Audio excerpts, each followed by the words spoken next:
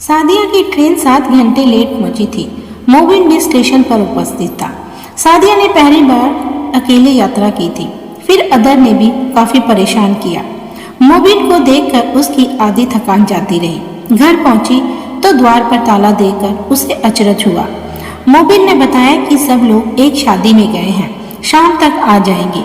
सादिया ने गर्म पानी से स्नान किया, मुन्ने को नहलाकर कपड़े बदले और रसोई में पहुंच गई। फ्रिज खोलकर देखा, ना भाजी थी ना हॉट केस में रोटियां। उसे अजीब सा लगा। सबको पता था कि वह 17 घंटों की यात्रा करके आ रही है। फिर ट्रेन 7 घंटे देरी से आई, तब भी किसी ने उसके लिए खाना बनाकर नहीं रखा।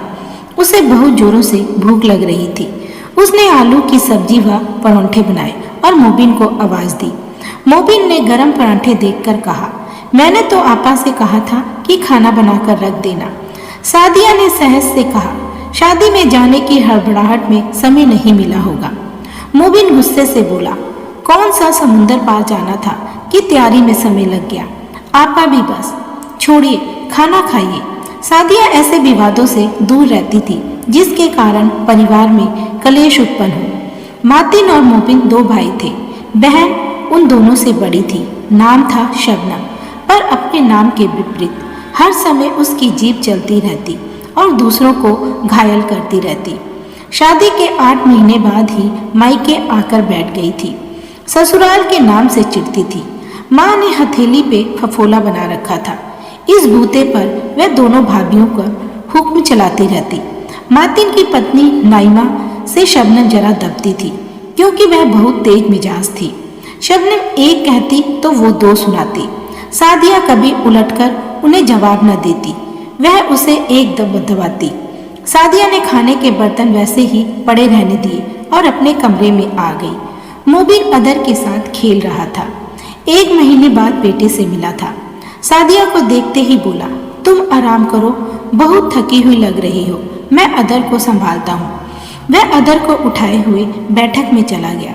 सादिया को सोए थोड़ी ही देर हुई थी कि सब लोग शादी के समारोह से लौट आए।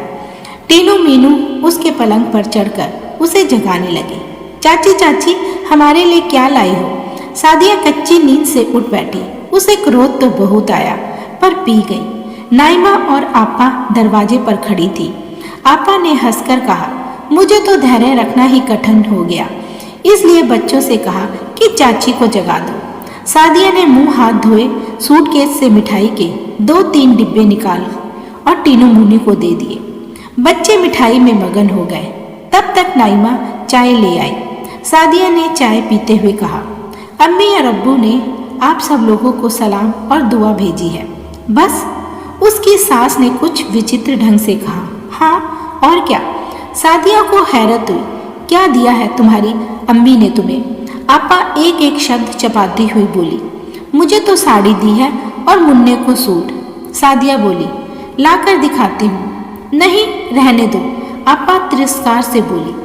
अपने दामाद के लिए कुछ नहीं भेजा तुम्हारी अम्मी ने? वह सादिया हकलाकर रह गई। कैसे कहती कि एक साड़ी ही बड़ी कठिनाई से खरीद सके उसके पिता। वह तो इसके लिए भी मना कर रही थी, पर उसकी अम्मी ने कहा था, तेरी सास क्या कहेगी कि मायके गई तो माँ ने एक साड़ी भी नहीं दी। वह बात यह है कि मेरा बहुत जल्दी में निकलना हुआ, यह साड़ी तो पहले से ही लेकर रखी थी। सादिया की समझ में नहीं आया कि क्या कहे, कैसे उन्हें समझाए। अम्मी आपा ने माँ की ओर देखकर ठंडी आह भरी। जब दामाद के लिए ही वहाँ से कुछ नहीं आया तो हम और तुम किस खेत की मूली हैं? बहू, सास ने उसे घूरा, लेन देन की बातें सीखो। अभी आस पड़ोस की औरतें आएंगी, पूछेंगी कि समधी ने क्या भेजा है, तो हम क्या दिखाएंगे उन्हें? ये कहते ही हमारी बहू मायके से खाली हाथ झुलसाती हुई वापस आ गई। क्या इज्जत रहेगी हमारी? नाइमा भाभी तो मायके से सबके लिए कपड़े लाती है। पिछली बार तो सच्चे मोतियों के कंगन लाई थी मेरे लिए। नाइमा जले पर नमक छिड़कते हुए बोली, भाई छोड़ो, शबनम आपा, हर किसी की हैसियत अच्छा देने दिलाने की नहीं होती। सास ने बड़बड़ाते हुआ, दिल भी होना चाहिए देने का। गरीब से गरीब बाप भी अपनी बेटी को नंगी बुच्ची नहीं रखता। बहू के मायके वाले एक नमूना है। सादिया से सहन न हो सका, कमरे में आकर फूट कर रोने लगी। उसी समय मोबिन और मातिन आ गए। आपा ने मोबिन को आड़े हाथों लिया, शिकायत करने बैठ गई कि सादिया मायके से किसी के लिए उपहार लेकर नहीं आई। पर आपा, अभी अदर के जन्म पर हम लोगों को लिवाने गए थे, तब सबको कपड़े दिए थे उन लोगों ने। मोबिन पत्नी का पक्ष लेते हुए बोला, वह दूसरा अवसर था, उन्हें देना ही था, सो दिया। पर मायके से बहू लौटती है तो ससुराल वालों के लिए उपहार लाने ही पड़ते हैं। ये सादिया की सास थी, जिन्हें बेटे का बहू के पक्ष में बोलना तनिक भी नहीं भाया था। अम्मी, आप भी बस। मोबिन को क्रोध आ गया। मैं भी क्या बस। उन्होंने आंखें निकाली। नाइमा दुल्हन भी मायके जाती है, उससे तो हमें शिकायत नहीं होती। मातिन ने नाइमा को इशारे से वहां से हट जाने को कहा। नाइमा का मन नहीं था, पर मातिन द्वारा घूरने के कारण उठ गई। सास और ननद मोर्चे पर डटी रही। शबनम आपा बोली, मोबिन, तुम्हें अम्मी के सामने बीवी का पक्ष लेते हुए लाज नहीं आती? औरतों के बीच में क्यों बोलते हो? मातिन तो कभी बीवी के लिए अम्मी के सामने आवाज उठाता नहीं। मातिन भाई को बोलने की आवश्यकता ही नहीं होती, क्योंकि आप भाभी जान को सर पर बिठाए रखती हैं। ऐसा इसलिए होता है कि भाभी जान ट्रक भरकर दहेज लाई थी, अब भी मायके से तोहफे लाकर आप दोनों की लगाम हाथ में रखती हैं। मोबिन, तुम बदतमीजी पर उतर आए हो। आपा ने नथुने फुलाए। नाइमा अपने कमरे से सब बातें सुन रही थी। वह तड़प कर बाहर आना चाहती थी, पर मातिन ने आने ना दिया। मोबिन ने नाइमा की ओर देखकर कहा, भाभी जान, मुझे आपसे शिकायत नहीं है, आप अपने तरीके से व्यवहार करती हैं। मुझे अम्मी से शिकायत है, वह दोनों बहुओं को एक आंख से क्यों नहीं देखती। वह तो कहो सादिया झगड़ालू नहीं है, मुझसे वह सास ननद की शिकायत नहीं करती, अन्यथा यह घर मेरे लिए सरदर्द हो जाता। वह पैर पटकता हुआ कमरे में चला गया। आपा ने बात पकड़ ली कि भाई ने रेशम में लपेट कर उन्हें जूते मारे, फिर सारा क्रोध निकाला सादिया पर। कई दिनों तक उससे किसी ने सीधे मुंह बात नहीं की। सादिया के पिता मोबिन के पिता के मित्र थे, वह अध्यापक कार्य करते थे, घर के संपन्न नहीं थे। मोबिन के पिता को सादिया बहुत पसंद थी। मोबिन की अम्मी ने अमीर घराने की बहुत सी लड़कियां देख रखी थी। एक नाइमा की बुआ की लड़की थी, जिस पर उनका मन बहुत था, पर बाप बेटे के आगे उनकी एक न चली। सादिया के पिता ने अपनी हैसियत के हिसाब से बहुत कुछ दिया, पर सास ननद तो पहली बहू से उसकी तुलना करती और उसे नीचा दिखाती। मोबिन के पिता जब तक जीवित रहे तब तक स्थिति नियंत्रण में थी। उनके देहांत के बाद आपा तो बिल्कुल बेलगाम हो गई थी। सास भी ताने देने लगी। मई का महीना था, शायद सादिया मायके जाने का प्रोग्राम बना रही थी। नाइमा तो बच्चों की छुट्टियां आरंभ होते ही चली गई थी। सादिया को सास ने यह कहकर रोक लिया था कि नाइमा के आने के बाद जाना। भला दोनों बहुएं मायके चली जाती तो घर का काम धाम कौन करता। सादिया मन मारकर चुप रह गई। जानती थी कि नाइमा पूरी गर्मियां गुजार कर ही लौटेगी और उसका जाना ना हो पाएगा। पर सादिया के मायके से पत्र आया कि बड़े चाचा और चाची पाकिस्तान से आ रहे हैं, तुरंत आ जाओ। मोबिन के दफ्तर में पत्र आया था। उसने घर आते ही सादिया को तैयारी करने के लिए कहा। आपा ने सुना तो बोली, सादिया, हमारे हिस्से की याद रखना।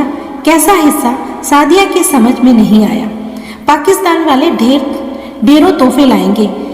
पहली बार तुम कुछ नहीं लाई थी हम लोगों के लिए।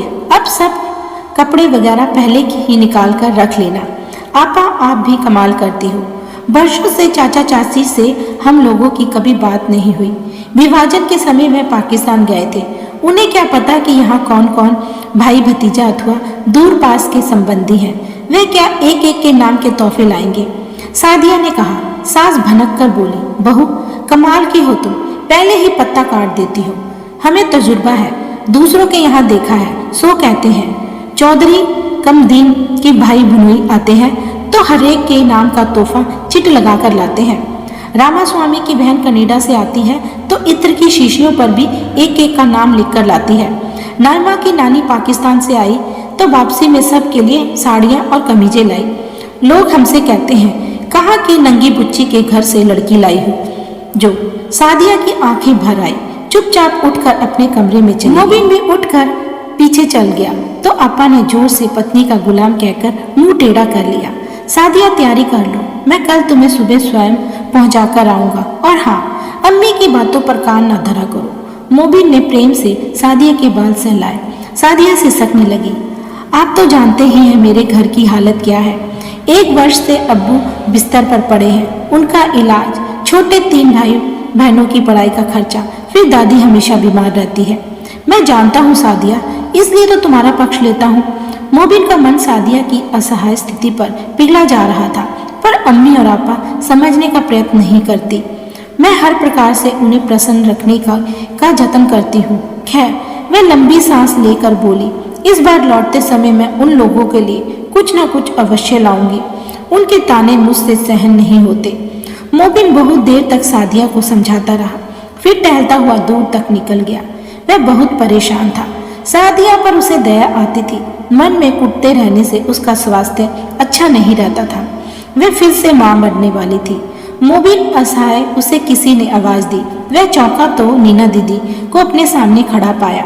वह उसके बचपन के मित्र नरेंद्र की बहन थी। वह उसे अपने घर ले गई।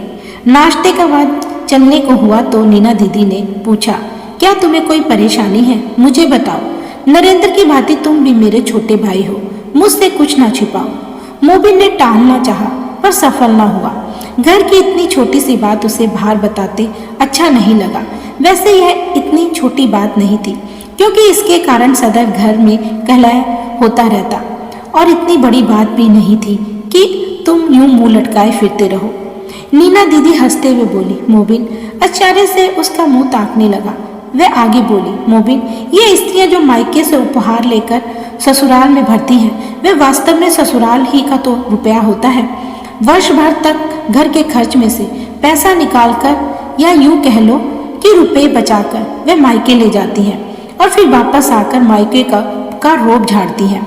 भला सबके मायके वाले इतने संपन्न तो नहीं होते कि हर चक्कर में बेटी के साथ ससुराल वाले को भी निहाल कर दे। मोबिन की आंखें खुल गई। आपका मतलब है दीदी? हाँ, नीना दीदी मुस्कुराई। तुम अपनी पत्नी और माँ के मध्य मधुर संबंध बनते देखना चाहते हो तो सादिया की सहायता क्यों नहीं करते? जो कुछ तुम खर्च करोगे वह तुम्हारे घर में ही आएगा। बस यूं समझ लो कि सीधे ना पकड़कर हाथ घुमाकर नाक पकड़नी है। मोबिन ने नीना दीदी की ही से रकम ली, उधार ली, और दूसरे दिन सादिया को ले जाकर निकल पड़ा। एक दिन ससुराल में रुक कर लौटने लगा तो 3000 रुपये सादिया के हाथ पर रखता हुआ बोला, लौटते समय इस रकम से अम्मी, आपा और भाभी के लिए साड़ियां ले आना, ताकि उन्हें शिकायत ना हो। पर सादिया बोली, क्या मैं झूठ बोलूंगी कि मेरे मायके वालों ने यह सब भेजा है? मुझे लेने देने का यह कारोबार वैसे भी पसंद नहीं आता। उपहार अपनी इच्छा से और अपने विशेष अवसरों पर दिए जाते हैं, उधार लेकर नहीं दिए जाते, ना मांग कर लिए जाते हैं। यह मेरा रुपया है, अर्थात तुम्हारा भी है। मोबिन ने सादिया को समझाया। और मैंने झूठ बोलने के लिए कब कहा? तुम कहना कि यह उपहार आपके लिए है। बस मायके से लौटी हो तो तुम लाई हो, तुम्हारे मायके वालों ने भेजे हैं। यह उन्हें स्वयं समझने दो। वैसे जहाँ तक मैं अम्मी और आपा के स्वभाव को समझता हूँ, वह आम खाने से मतलब रखेंगी, पेड़ गिनने से नहीं। सादिया, मैं चाहता हूँ कि अम्मी और आपा जो तुम्हारा तिरस्कार करती हैं वह ना करें। हमारे घर में शांति हो।